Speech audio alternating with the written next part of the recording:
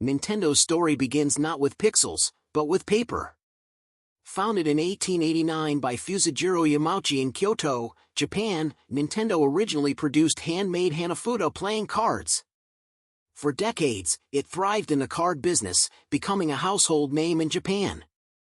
But it wasn't until the 1960s, under the leadership of Hiroshi Yamauchi, that Nintendo began to pivot toward electronic entertainment, a decision that would change the course of gaming history. In the 1970s, Nintendo experimented with toys and arcade machines. One of its early successes was the Color TV game series, a set of home consoles with built-in games. But the real breakthrough came in 1981 with Donkey Kong, an arcade hit created by a young Shigeru Miyamoto. The game introduced Jumpman, later renamed Mario, and proved that video games could have characters, charm, and storytelling. In 1983, Nintendo launched the Famicom in Japan, short for Family Computer.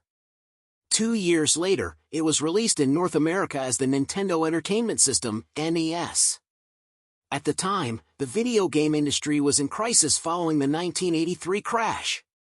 Nintendo's strict licensing system, quality control, and iconic titles helped restore consumer confidence. Super Mario Bros., The Legend of Zelda, and Metroid weren't just games, they were cultural phenomena. The NES introduced cartridge-based gaming, a standardized controller with a D-pad, and a philosophy of gameplay-first design. It sold over 60 million units worldwide and laid the foundation for Nintendo's dominance.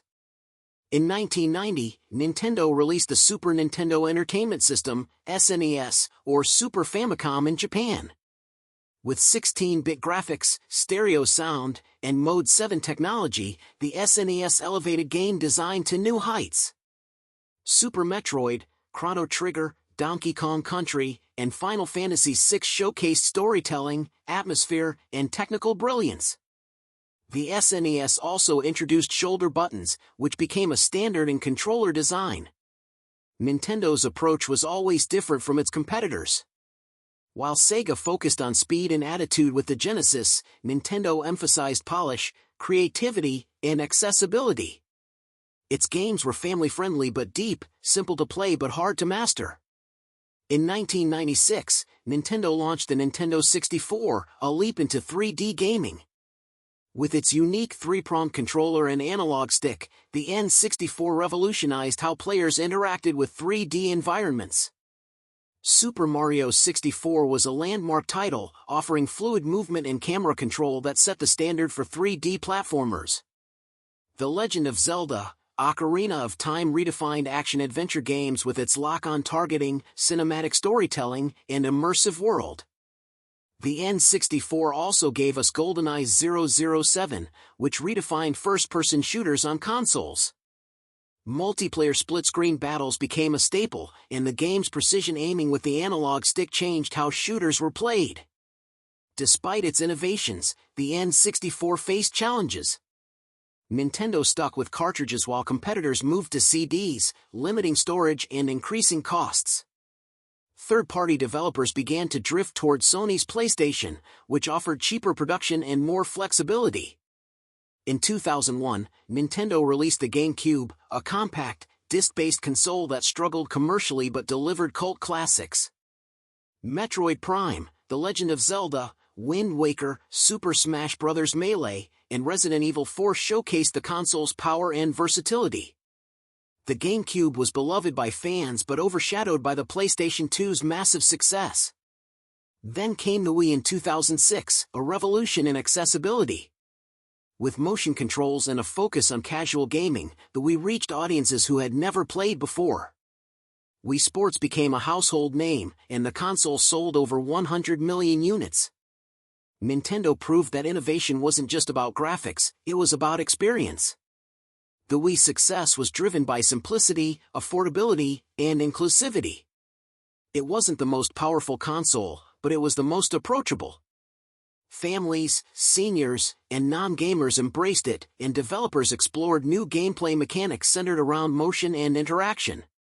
In 2012, Nintendo launched the Wii U, a console that attempted to build on the Wii's success but faltered due to poor marketing and confusing hardware.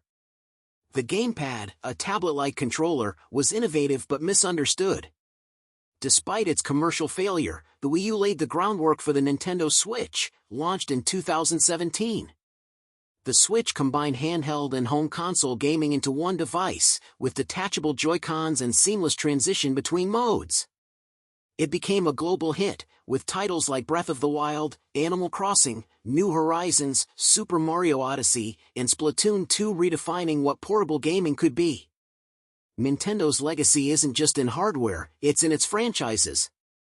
Mario, Zelda, Pokémon, Metroid, Smash Bros., Kirby, Donkey Kong, these aren't just games, they're cultural icons. Nintendo has consistently prioritized gameplay innovation over raw power, and that philosophy has kept it relevant across generations. The company also has a unique approach to storytelling. While other studios chase realism, Nintendo embraces stylized worlds, whimsical characters, and emotional simplicity. Its games are timeless because they focus on joy, curiosity, and discovery. Technically, Nintendo has often lagged behind in raw specs. The GameCube, Wii, and Switch were all less powerful than their competitors. But Nintendo compensates with optimization, art direction, and creative design. Breath of the Wild, for example, runs on modest hardware but delivers a vast, dynamic world filled with physics-based puzzles, emergent gameplay, and environmental storytelling. Nintendo also innovates in control schemes. From the NES D-pad to the Wii Remote to the Joy-Con's HD Rumble, the company constantly reimagines how players interact with games. The Nintendo Labo experiment turned cardboard into interactive toys. The Ring Fit Adventure blended fitness and RPG mechanics. These ideas may seem quirky, but they reflect Nintendo's willingness to take risks.